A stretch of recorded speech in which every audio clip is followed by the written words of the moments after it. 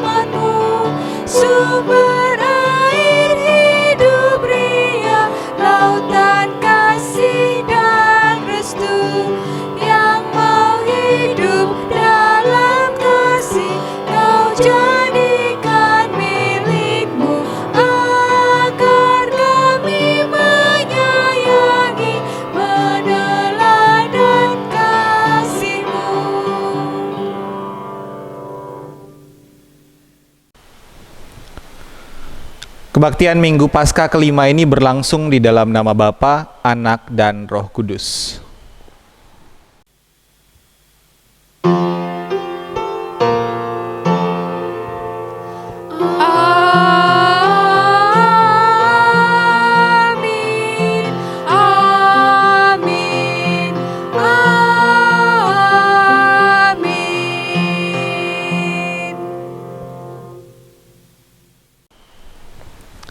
Tuhan beserta saudara.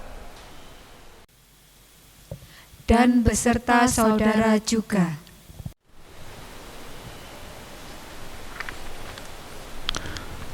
Saudara, hari ini kita beribadah merayakan hari Minggu, hari kebangkitan Tuhan kita. Tuhan Yesus mengatakan dalam Yohanes 15 ayat 5, "Akulah pokok anggur dan kamulah ranting-rantingnya. Barang siapa tinggal di dalam aku dan aku di dalam dia, ia berbuah banyak." Karena itu marilah kita memeriksa apakah hidup beriman kita sudah sungguh-sungguh berpaut kepada pokok anggur yang benar. Dan apakah kita sudah mengalami pertumbuhan spiritual yang bersumber pada Kristus sang pokok anggur yang benar, juga menunjukkan karya dalam hidup kita.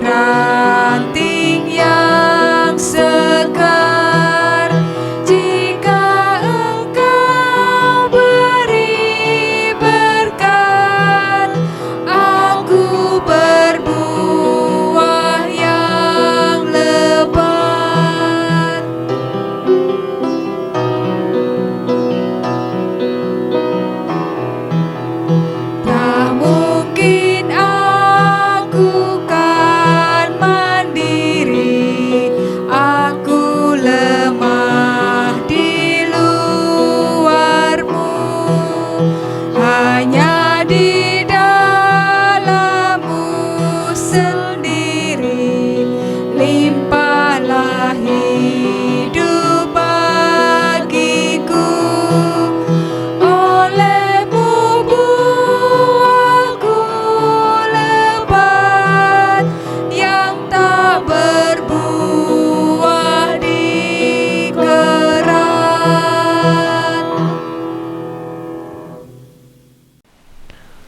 Mari mengakui dosa kita, kita berdoa.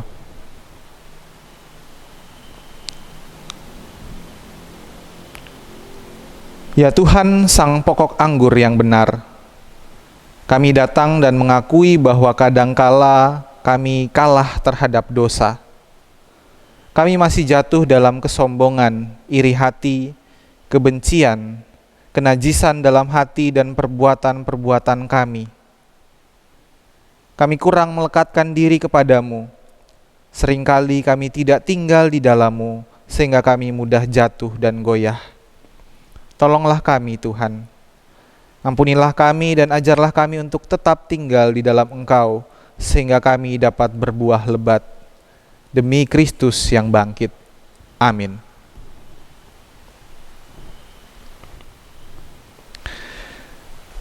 Bagi kita yang telah mengakui dosa kita, pengampunan Allah tersedia bagi kita. Terimalah berita anugerah dari 1 Yohanes 4 ayat 10. Inilah kasih itu, bukan kita yang telah mengasihi Allah, tetapi Allah yang telah mengasihi kita dan telah mengutus anaknya sebagai pendamaian bagi dosa-dosa kita. Demikianlah berita anugerah Tuhan. Syukur kepada Allah. Damai Kristus bagimu. Damai Kristus bagimu juga.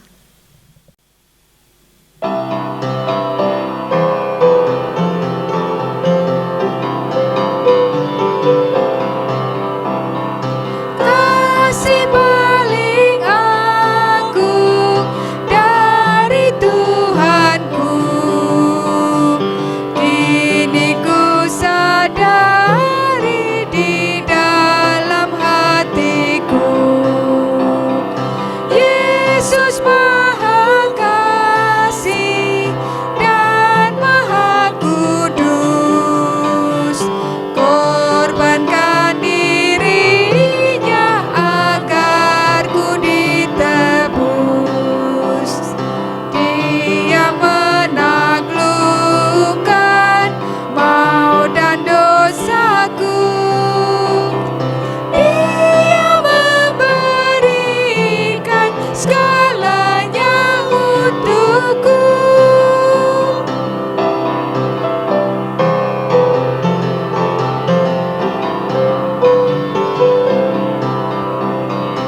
Ini kan ku ingat selama hidupku, takkan ku lupakan sepanjang umurku.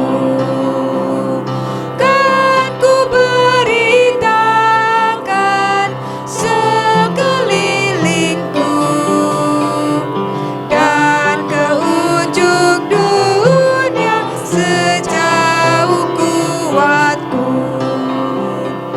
Apapun terjadi atas diriku, takkan ku lepaskan kasih-Mu, Tuhanku.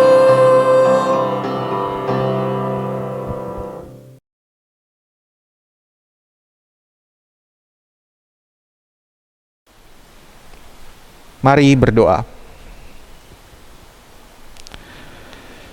Ya Allah, kami datang kepadamu pada hari Minggu ini. Kami mau mendengarkan sabda-Mu. Biarlah Tuhan, sabda-Mu ini dapat tinggal di dalam hati kami, dan kami pun dapat tinggal di dalam firman-Mu, tinggal di dalam Tuhan, sehingga kehidupan kami dapat berbuah. Kami tidak hanya mendengarkan, tetapi kami menghidupi firman-Mu, dan hidup kami berbuah, menjadi berkat bagi sesama kami. Berfirmanlah ya Allah, karena kami siap mendengarkan. Amin.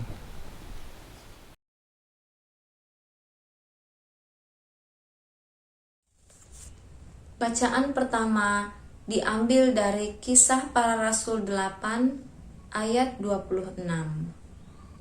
Sida-sida dari tanah Etiopia. Kemudian berkatalah seorang malaikat Tuhan kepada Filipus. Katanya, "Bangunlah dan berjalanlah ke sebelah selatan, menurut jalan yang turun dari Yerusalem ke Gaza. Jalan itu jalan yang sunyi. Lalu berangkatlah Filipus. Adalah seorang Etiopia, seorang sida-sida, pembesar dan kepala perbendaharaan Sri Kandake, ratu negeri Etiopia yang pergi ke Yerusalem untuk beribadah. Sekarang orang itu sedang dalam perjalanan pulang dan duduk dalam keretanya sambil membaca kitab Nabi Yesaya. Lalu kata Roh kepada Filipus, "Pergilah ke situ dan dekatilah kereta itu." Filipus segera ke situ dan mendengar sida-sida itu sedang membaca kitab Nabi Yesaya. Kata Filipus, "Mengertikah Tuan yang Tuan baca itu?" Jawabnya, "Bagaimanakah aku dapat mengerti kalau tidak ada yang membimbing aku?" Lalu ia meminta Filipus naik dan duduk di sampingnya. Nas yang dibacanya itu berbunyi seperti berikut. Seperti seekor domba, ia dibawa ke pembantaian, dan seperti anak domba yang keluh di depan orang yang menggunting bulunya, demikianlah ia tidak membuka mulutnya. Dalam kehinaannya berlangsunglah hukumannya. Siapakah yang akan menceritakan asal-usulnya?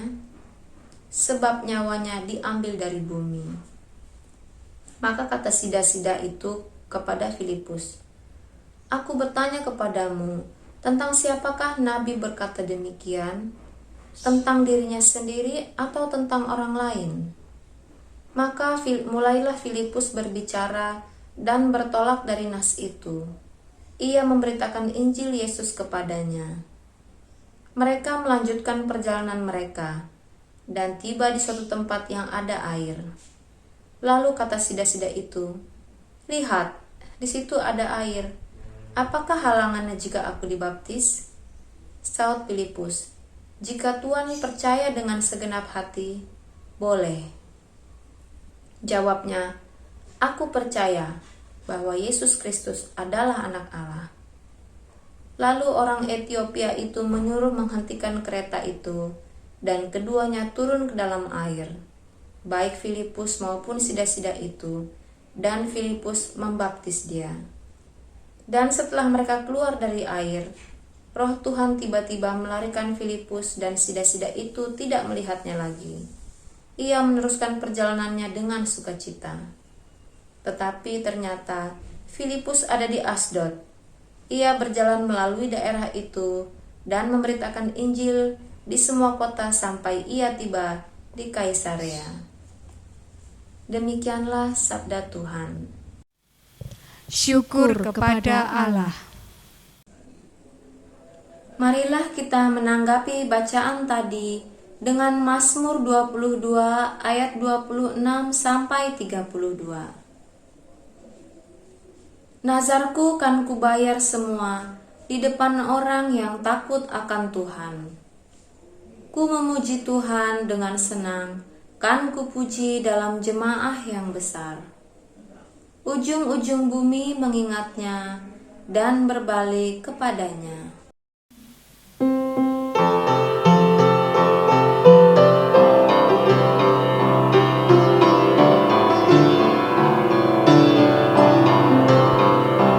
Karena Tuhanlah yang punya kerajaan, yang memerintah bangsa-bangsa. Karena Tuhanlah yang punya kerajaan, yang memerintah bangsa-bangsa.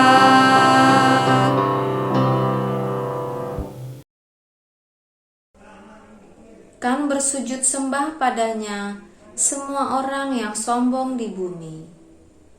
Kan berlutut semua di depannya semua orang yang turun ke dalam debu. Kan berlutut semua di depannya yang tak dapat teruskan hidup.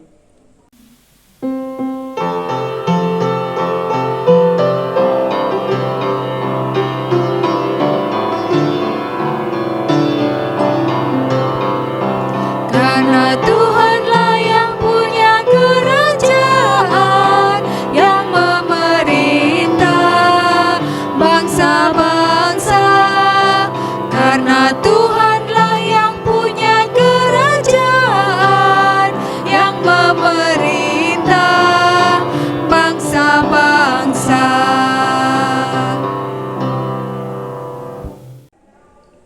dan semua anak-anak cucu kan beribadah kepada Tuhan, akan mengisahkan tentang Tuhan kepada angkatan yang akan datang, kan beritakan keadilan Tuhan pada bangsa yang kan lahir.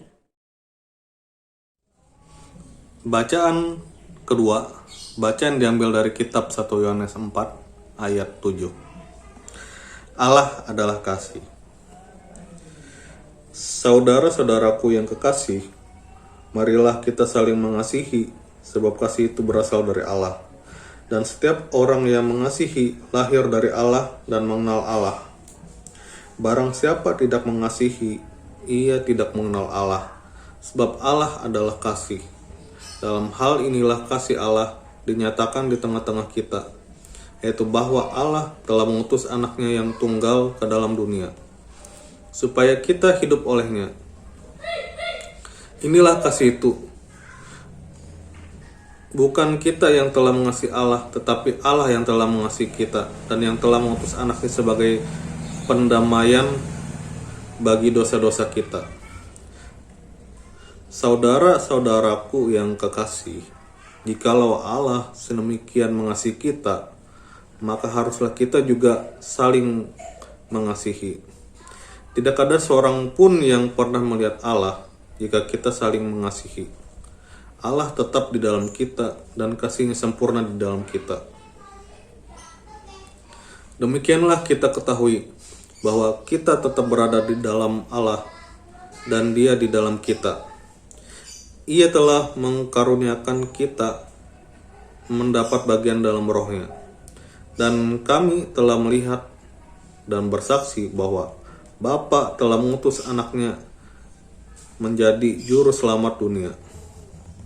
Barang siapa mengaku bahwa Yesus adalah anak Allah, Allah tetap berada di dalam Dia dan Dia di dalam Allah. Kita telah mengenal dan telah percaya akan kasih Allah kepada kita.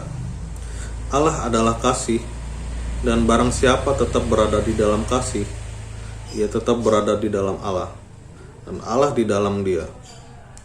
Dalam hal inilah kasih Allah sempurna di dalam kita, yaitu kalau kita mempunyai keberanian percaya pada hari penghakiman, karena sama seperti Dia, kita juga ada di dalam dunia ini. Di dalam kasih tidak ada ketakutan. Kasih yang sempurna melenyapkan ketakutan, sebab ketakutan mengandung hukuman, dan barang siapa takut, ia tidak sempurna di dalam kasih. Kita mengasihi karena Allah lebih dahulu mengasihi kita.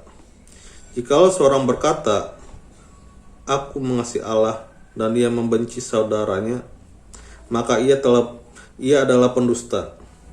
Karena barang siapa tidak mengasihi saudaranya yang dilihatnya, tidak mungkin mengasihi Allah yang tidak dilihatnya.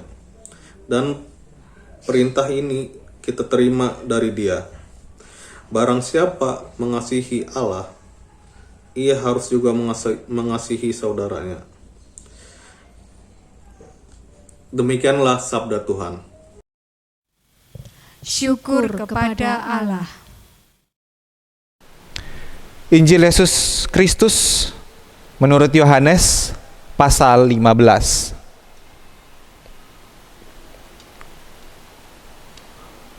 Akulah pokok anggur yang benar dan Bapakulah pengusahanya.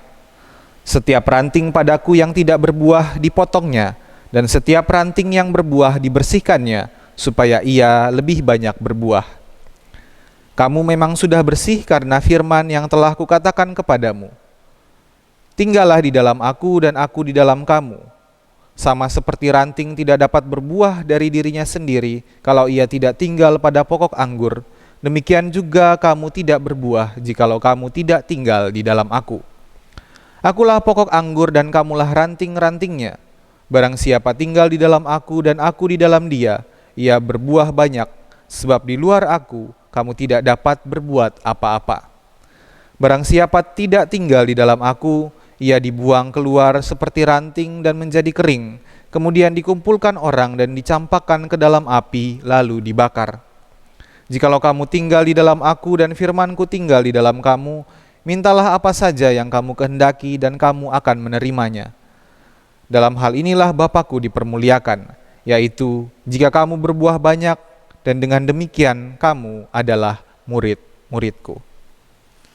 Demikianlah Injil Yesus Kristus. Yang berbahagia ialah mereka yang mendengarkan firman Allah dan yang memeliharanya. Haleluya.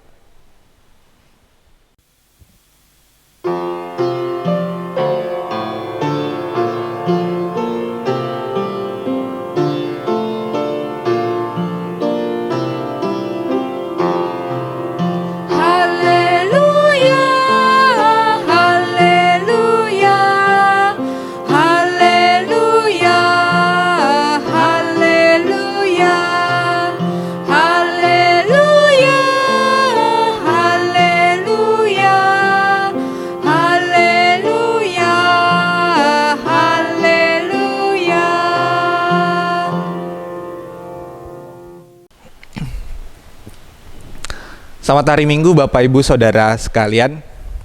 Saya pernah mendengar cerita, ini sebuah kisah dari seorang pendeta GKI, yaitu pendeta Rinto. Dia bicara soal ranting. Jadi cerita ini soal ada sebuah ranting pada batang pohon pada sebuah pohon. Ranting itu kecil, rapuh. Ketika orang melihat ranting itu berkata, wah jelek sekali ranting ini, potong aja lah. Lalu ranting itu karena dia mendengar kata-kata dibilang jelek, akhirnya dia berjuang supaya dia bisa besar dan kuat sehingga orang-orang tidak jadi memotongnya. Nah, beberapa waktu kemudian ranting itu bertambah besar, ranting itu bertambah kuat, lalu dipenuhi daun-daun yang hijau. Perlahan-lahan muncullah juga tunas-tunas buah. Dan berbuahlah ranting itu menjadi lebat sekali. Sehingga orang-orang ketika melihat ranting itu dengan buah-buahnya yang lebat, wah bagus ya, cantik ya. Ternyata dulu ranting yang jelek ini ternyata sekarang jadi bagus. Orang-orang mengaguminya. Nah, lalu ranting ini dia mendengarkan pujian dari orang-orang. Wah, ternyata aku yang dulunya hanya ranting kecil dan lemah sekarang dikagumi oleh orang-orang. Semakin hari orang membicarakan dia, orang datang kepadaku, orang lalu melihat bahwa aku ini bagus dan cantik. Mending aku berdiri sendiri aja, aku mau memisahkan diri dari pohon ini. Lalu akhirnya dia melepaskan dirinya, dia memotong dirinya supaya dia bisa berdiri sendiri. Lalu ternyata berhasil, dia terpisah dari pohon utamanya, dari pokok utamanya. Dan dia senang, sekarang akhirnya aku bisa berdiri sendiri. Tapi hari demi hari, ranting itu dia jadi tergeletak di tanah. Dia tidak bisa bertumbuh, malah makin lama makin layu dan kering. Sehingga akhirnya ranting itu mati. Lalu datang anak-anak, waduh, ayo cepat kumpulkan ranting-ranting kering. Kumpulkanlah termasuk si ranting tadi, lalu dibuang ke dalam api. Dan ternyata anak-anak itu membakar ubi. Dan mereka menikmati, wah untung ada ranting kering ini ya, jadi kita bisa makan ubi bakar. Dan ranting ini hanya kemudian menjadi abu setelah dibakar. Nah, apa maksud cerita ini Bapak Ibu Saudara-saudari? Jadi inilah juga yang dikatakan oleh Yesus ketika dia bicara soal pokok anggur. Yesus mau bicara tentang pokok anggur kepada murid-muridnya, dan ini oleh masyarakat Israel, mereka sudah kenal tentang tanaman anggur, itu sudah biasa. Mereka tahu anggur itu seperti apa. Karena di sana banyak kebun anggur. Kita mungkin tahu anggur hanya dari buahnya dan minumannya yang sering kita lihat gitu. Tapi kalau pohon anggur kita mungkin nggak kebayang nih pohon anggur seperti apa. Ada di daerah-daerah penghasil anggur mungkin tahu, oh anggur tuh kayak begini. Nah, setidaknya ada dua hal yang bisa kita tarik dari perkataan Yesus soal pokok anggur ini. Yang pertama, ada beberapa kata di sini Yesus bicara soal dipotong, dibuang dan dicampakkan ke dalam api. Wah, kalau kita dengar ini, kita membayangkannya ini ancaman ya, karena kalau kamu tidak tinggal di dalam aku, kamu akan dibuang, dicampakkan ke dalam api. Ini kita mungkin akan membayangkan ini sebagai hukuman.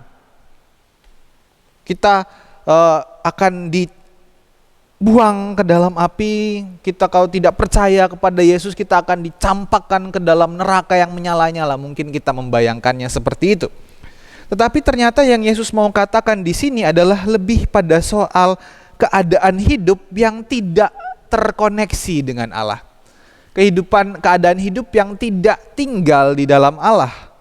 Sehingga akhirnya kita terputus, relasi kita terputus dengan Allah, kita kering, kita tidak berdaya, dan tidak ada gunanya lagi selain dibuang ke dalam api. Seperti ranting yang tadi, dia memutuskan untuk memisahkan dirinya dari batang pohon utama, dari pokok utama. Maka lama-lama dia layu dan kering dan tidak ada gunanya selain untuk bakar ubinya anak-anak tadi. Bapak Ibu, kalau kita melepaskan diri dari Tuhan, mungkin pada awalnya terlihat segar. Karena mungkin kita sudah berbuah lebat, tapi lama-lama ranting yang terpisah dari pokoknya itu akan layu, kering, dan mati, dan tidak berguna. Inilah mengapa Yesus bilang dia hanya perlu dibuang dan dicampakkan ke dalam api, nggak berguna lagi. Nah, yang kedua, kemudian Yesus berbicara soal tinggallah di dalam aku.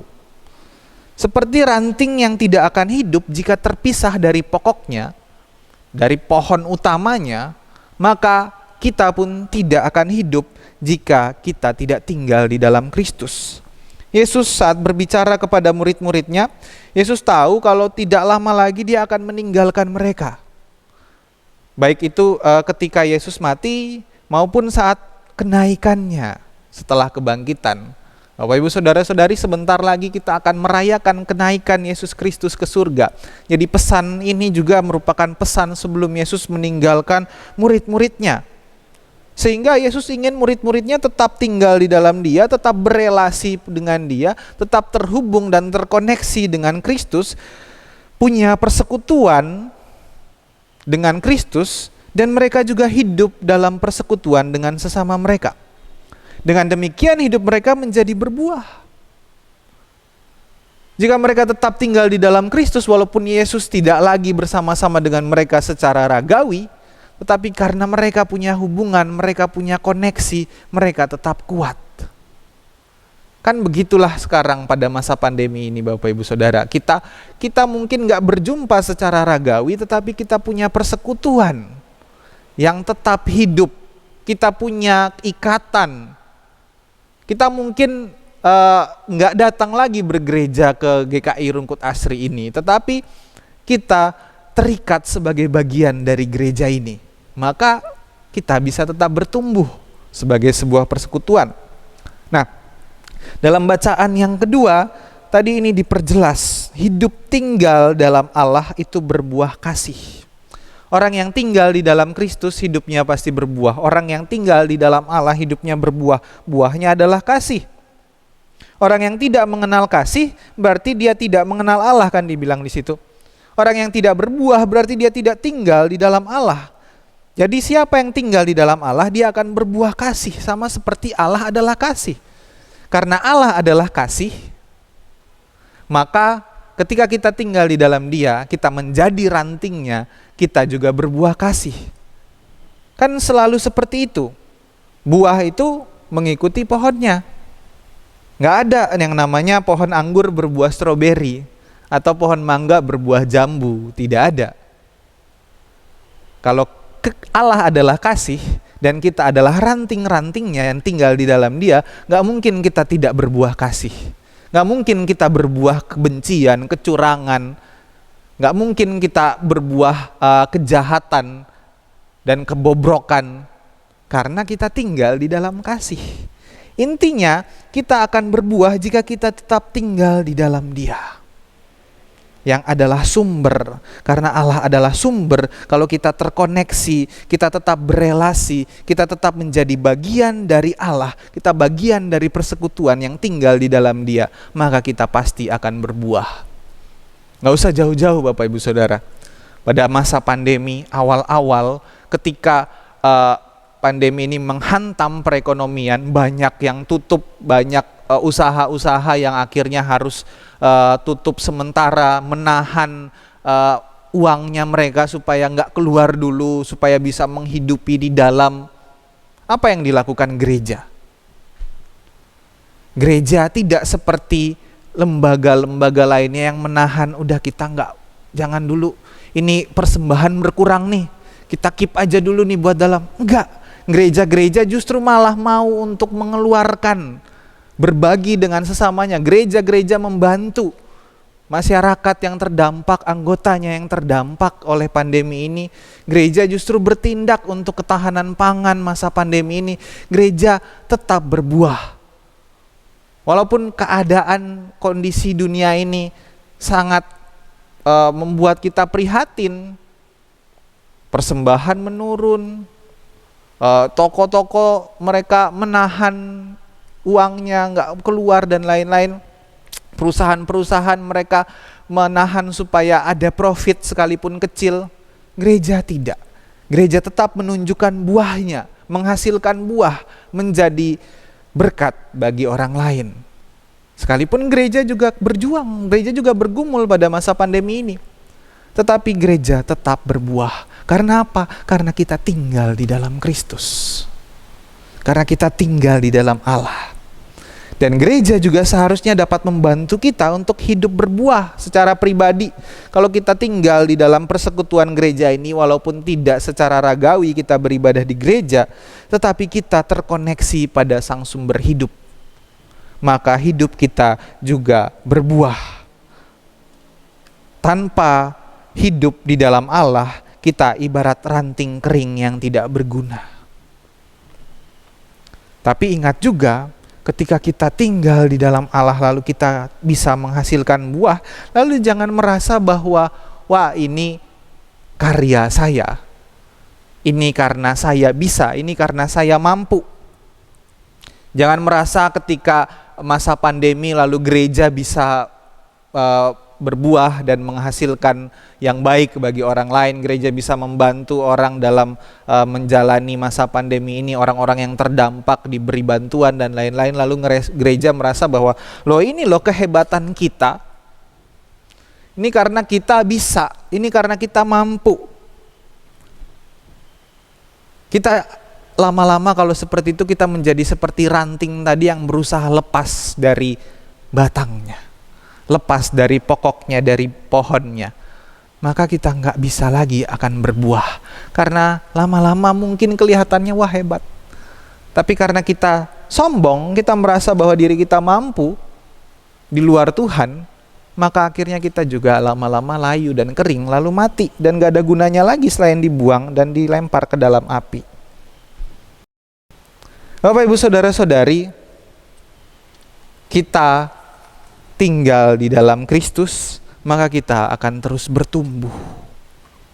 Jika kita punya relasi dengan Dia, kita terus terkoneksi dengan Allah, kita terus tinggal di dalam Dia, maka hidup kita pasti berbuah.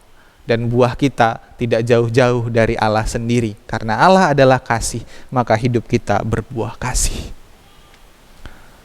Karena itu jangan tinggalkan persekutuan kita. Karena persekutuan ini tetap memampukan kita untuk tinggal di dalam Allah, menjaga kita, memelihara kita untuk tidak keluar atau tidak terlepas dari Allah. Kalau kita lepas dari Allah, maka kita bukan apa-apa lagi. Tetapi tinggallah di dalam Dia, bertumbuhlah di dalam Dia, dan berbuahlah. Berbuahlah yang lebat bagi kebaikan banyak orang. Berbuahlah dalam karya kita, dalam keseharian kita. Dalam apapun yang kita jalani, kita lalui, kita berbuah untuk kebaikan banyak orang. Tuhan menyertai kita. Amin.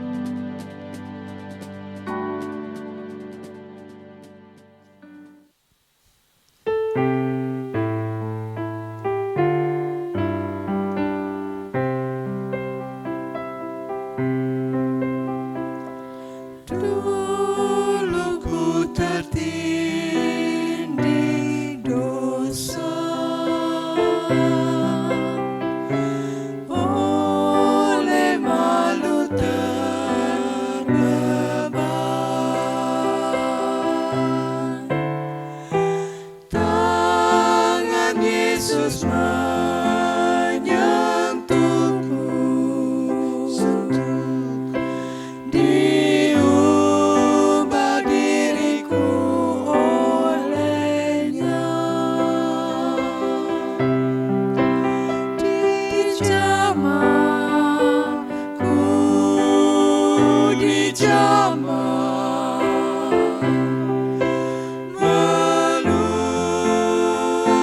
sukacitaku. Tuhan Yesus menjamahku, diriku ciptaan baru. Saat ku terima Yesus, Jadi baru diriku.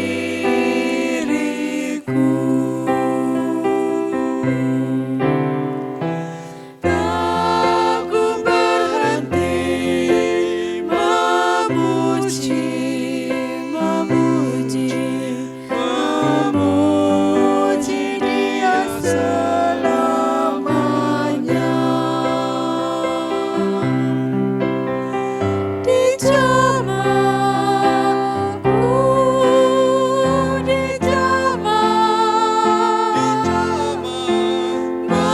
Meluap sukacitaku.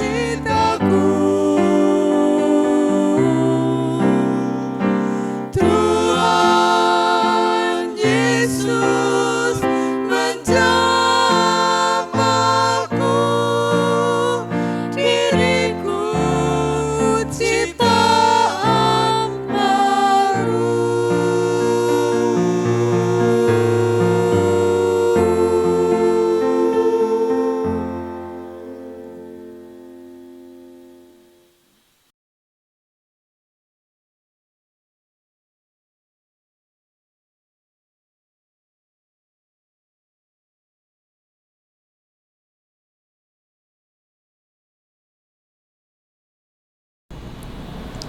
Marilah kita bersama dengan umat Allah pada masa lalu, masa kini, dan masa depan, mengingat janji baptisan kita dengan mengikrarkan pengakuan iman rasuli.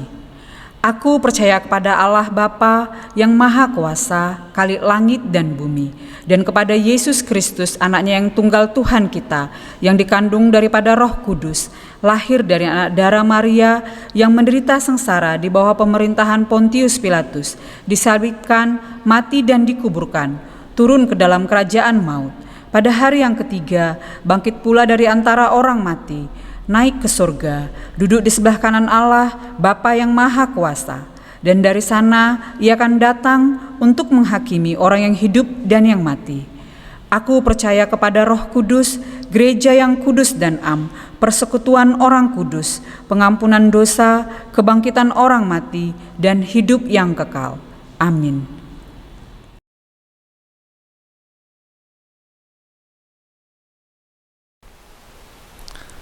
Mari menaikkan doa syafaat kita. Kita berdoa. Ya Allah, kami bersyukur kepadamu karena Engkau Allah sang sumber kehidupan kami, yang merawat kami, yang memberikan kehidupan bagi kami. Engkau sumber kasih dalam hidup kami, yang menopang dan memampukan kami untuk berbuah kasih bagi sesama. Karena itu buah itu mau kami nyatakan kepada saudara-saudara kami, kepada rekan kami, sesama kami, mereka yang bergumul, mereka yang terus berupaya dalam kehidupannya yang mereka jalani ini, segala proses yang mereka lalui ya Tuhan, kiranya Engkau tetap menyertai. Kami berdoa juga bagi mereka yang sakit dalam perawatan dan pemulihan, saudara-saudara kami yang bergumul karena penyakit berat, bahkan juga mungkin ada yang terinfeksi COVID-19. Kiranya Tuhanlah yang menghibur, menguatkan mereka dalam keadaan itu, dalam menjalani sakitnya. Tuhan yang memberi kekuatan, Tuhan memberi pengharapan bagi mereka, sehingga mereka dapat tetap percaya kepadamu, tetap bersyukur dalam segala keadaan, dan berbuah dalam kehidupan mereka. Tuhan, lindungilah mereka dalam kasih dan rahmat-Mu. Kami juga berdoa bagi mereka yang mungkin secara psikologis terganggu, secara mental mengalami gangguan akibat berbagai hal dan tekanan yang terjadi dalam kehidupan mereka. Tolonglah mereka ya Tuhan melalui orang-orang di sekitar, bahkan melalui kami, untuk tidak menghakimi tetapi mau peduli, mau menopang, mau menolong mereka dalam mereka menjalani segala pergumulan. Biarlah kami Tuhan menjadi sahabat yang memberi bahu kami bagi mereka untuk bersandar, untuk berbagi. Saat ini kami juga bersyukur bersama dengan saudara kami, rekan kami yang bertambah usia, mereka yang berulang tahun pernikahan, mereka yang mendapat pekerjaan atau berhasil dalam pekerjaan mereka. Kiranya kebahagiaan mereka dapat Tuhan lengkapi, sehingga mereka dapat bersyukur juga dan menjadi berkat berbuah bagi sesama. Ya Allah, kami berdoa bagi bangsa kami Indonesia. Saat ini ketika kami sedang bergumul bersama menghadapi wabah COVID-19 ini, kami berdoa juga bagi pemerintah kami dalam penanggulangannya. Kami berdoa bagi program vaksinasi yang saat ini terus berjalan, kiranya dapat membantu mengurangi risiko penyebaran dan penularan, sehingga kami dapat berpulih bersama sebagai bangsa. Tolonglah kami sebagai bagian dari bangsa ini, dari negara kami, untuk berjuang bersama demi keadilan dan kesejahteraan Indonesia. Tolonglah pemerintah kami untuk bertindak dan berpikir bijaksana demi kebaikan negara kami. Kami juga yang hadir di tengah negara ini, bangsa ini, sebagai gereja-Mu, gereja Tuhan yang Tuhan utus untuk berkarya di tengah dunia, untuk mewujudkan keadilan, perdamaian, dan keutuhan ciptaan. Tuhan, mampukan kami, kuatkanlah komitmen kami untuk terus berkarya, terutama ketika kami harus menjadi berkat, berbuah, dan berdampak bagi saudara-saudara kami yang bergumul secara sosial, psikologis, secara ekonomi dalam pandemi ini. Tolonglah mereka sehingga mereka dapat terus punya pengharapan. Melalui kami, Engkau menghadirkan kasih dan karunia-Mu, sehingga kami berbuah dalam karya kami bagi mereka. Kami berdoa juga bagi rekan-rekan saudara-saudara kami di NTT yang saat ini masih terkena dampak dari bencana siklon. Mereka yang harus sampai hari ini masih harus tinggal beratapkan langit karena rumah-rumah mereka hancur dan rusak akibat bencana. Tuhan, kuatkan dan tolonglah mereka. Tuhan juga mau memakai kami, anak-anak-Mu, untuk mau peduli terhadap mereka, peduli kepada mereka, dan mau berkarya dan berbuah yang baik untuk rekan kami, saudara kami. Juga mereka yang terdampak oleh gempa di Malang dan Blitar, Tuhan sertai, Tuhan mampukan kami juga untuk mau berkarya dan menolong mereka. Kami berdoa juga bagi keluarga dari anak buah kapal dan seluruh kru dari kapal selam Nanggala yang saat ini mungkin sedang berduka. Mereka kehilangan saudara keluarganya. Tuhan, tolonglah, Tuhan kuatkan, Tuhan mampukanlah mereka, Tuhan hiburkan dan berikanlah pengharapan. Biarlah rahmat-Mu selalu merangkul dan mengasuh saudara-saudara kami, mereka yang bergumul dalam kehidupannya, dan ajarlah kami untuk peduli dengan penderitaan sesama kami, untuk mau berbagi dan menghibur saudara kami, sesama kami yang bergumul dan berduka. Kami bersyukur Tuhan untuk kasih setia-Mu yang terus memelihara kami dalam segala keadaan. Karena itu kami mampu menjalani hidup kami bertumbuh di dalam Engkau dan berbuah dalam karya kami bagi sesama. Ajarlah kami untuk percaya, untuk berpengharapan pada-Mu, sekalipun kehidupan kami begitu menyesakkan dan begitu membuat kami lemah, tapi kami percaya Engkau menguatkan dan memampukan kami menjalani setiap proses hidup kami. Terima kasih ya Tuhan, kami bersyukur dan berserah kepada-Mu. Engkau Allah yang memelihara kami, sehingga kami pun menyerahkan hidup kami demi kemuliaan nama-Mu. Kami berdoa dan menyerahkan syafaat kami ini di dalam nama Bapa, Anak, dan Roh Kudus. Amin. Bapak Ibu yang terkasih, sekarang tiba saatnya kita untuk memberikan persembahan. Persembahan untuk kas gereja, Bapak Ibu bisa memberikan melalui transfer ke rekening BCA atau melalui QR Code. Persembahan untuk pembangunan, Bapak Ibu dapat mentransfer ke rekening Mandiri. Persembahan tunai Bapak Ibu dapat memasukkan dalam amplop dan memasukkan di kotak persembahan di gereja, atau Bapak Ibu dapat menghubungi kantor gereja untuk mengambil persembahan dalam amplop tertutup di rumah Bapak Ibu. Marilah mengucap syukur kepada Tuhan Allah kita melalui persembahan syukur kepadanya. Sebab firman Tuhan dalam 1 Tesalonika 5 ayat 18 berkata, "Mengucap syukurlah dalam segala hal, sebab itulah yang dikehendaki Allah di dalam Kristus Yesus bagi kamu."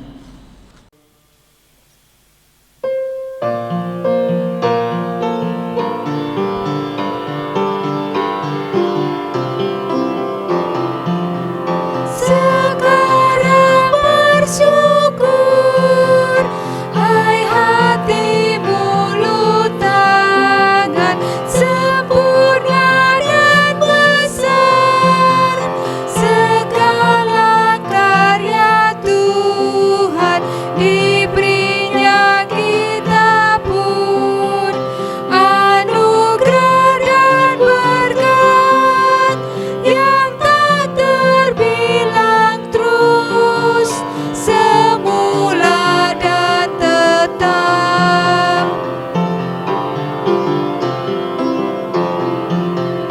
Muliakan Allahmu yang tiada terbandingi, Sang Bapa anak Roh di tahta maha tinggi, Tritunggal yang kudus, kekal terpujilah sekarang dan terus selama-lamanya. Mari kita bawa persembahan kita dalam doa. Ya Tuhan, kami mengucap syukur atas kehidupan yang Tuhan berikan, atas cinta kasih-Mu yang kami rasakan dalam hidup kami sehari-hari. Terimalah persembahan ini ya Tuhan sebagai bentuk ucapan syukur kami. Biarlah persembahan ini dapat dipakai untuk menjadi berkat bagi sesama kami. Kami mohon berkati majelis jemaat yang mengelola persembahan ini, agar Tuhan memberikan hikmat untuk dapat mengelolanya dengan bijak, untuk menyatakan karya keselamatan-Mu di dunia. Dalam nama Yesus Kristus kami berdoa. Amin.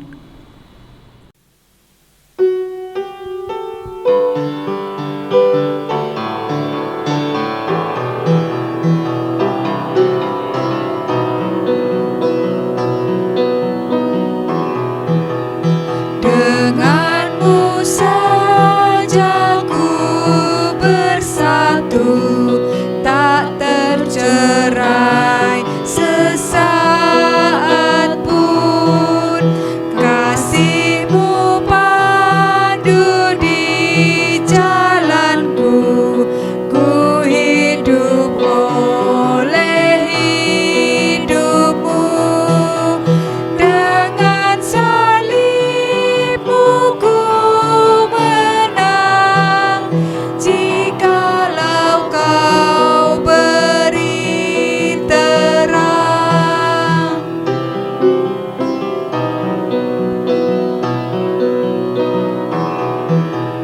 Diriku milik-Mu abadi, Engkau tumbuhkan imanku, yang dalam aku Kau mulai, Kau sempurnakan bagi-Mu. Oleh-Mu kuncup merekah, hingga berbuah mulia.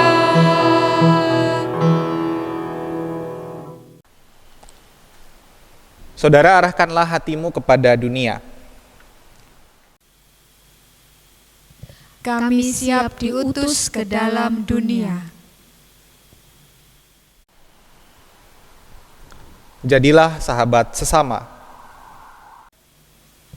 Sebab kami rindu mempersaksikan Kristus. Terpujilah Allah Bapa, Anak, dan Roh Kudus. Yang tidak pernah memisahkan kita dari kasih-Nya sekarang dan selamanya. Kini terimalah berkat Tuhan dan jadilah berkat. Damai sejahtera Allah Bapa senantiasa melingkupi kita. Cinta kasih Kristus senantiasa memulihkan kita. Pertolongan Roh Kudus senantiasa menuntun kita. Allah di dalam persekutuan kasih-Nya menyertai kita untuk menghadirkan damai sejahtera di dalam dunia, kini dan selamanya.